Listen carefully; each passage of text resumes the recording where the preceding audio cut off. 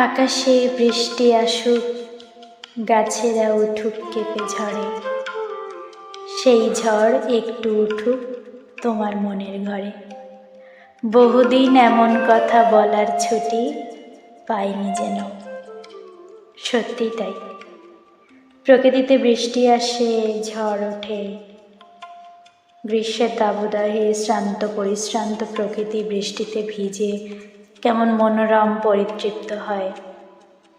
ওই বৃষ্টির একটুখানি আঁচ যদি প্রিয় মানুষটার হৃদয়েও পড়ত, তাহলে সে বোধহয় আন্দাজ করতে পারত।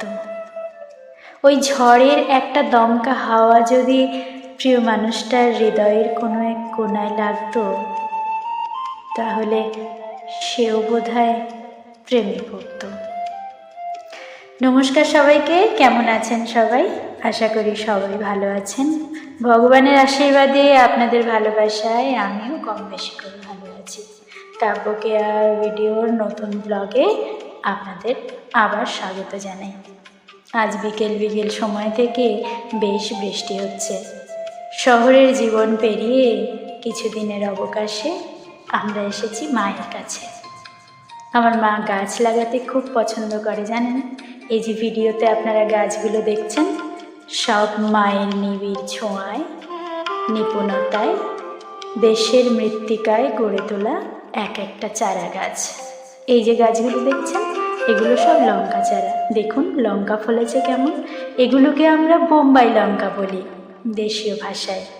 আপনারা কে কী নামে জানেন তা আমি ঠিক জানি না, তবে লঙ্কাগুলোয় ঝাল কিন্তু এক পৃথিবী মাতিয়ে দেওয়ার মতো। একটা লঙ্কা খেলেই বুঝতে পারবেন কেমন ঝাল। জানি না কে কে আপনারা দেখেছেন, তবে আমাদের এদিকে বেশ পাওয়া যায়। আর আমার মা বড় যত্ন করে লাগিয়েছে এই গাছগুলো। দেখুন আজ অনেকগুলো লঙ্কা তোলা হলো। কিছু লঙ্কা তুলে নিয়ে আমাদের ঘরের সন্ধে পুজো সম্পূর্ণ করলাম মায়ের সাথে। ইনি হলেন আমাদের আরাধ্য দেবতা লক্ষ্মীনারায়ণ আর তার প্রতিষ্ঠিত ঘট। পুজো অর্চনা শেষ করে বৃষ্টি ওয়েদারে আলু বেগুনের চচ্চড়ি আর বেগুনি দিয়ে আজ রাতের খাবার সম্পন্ন করলাম। নমস্কার, সবাই ভালো থাকবেন। দেখা হবে পরবর্তী কোনো ভিডিওতে।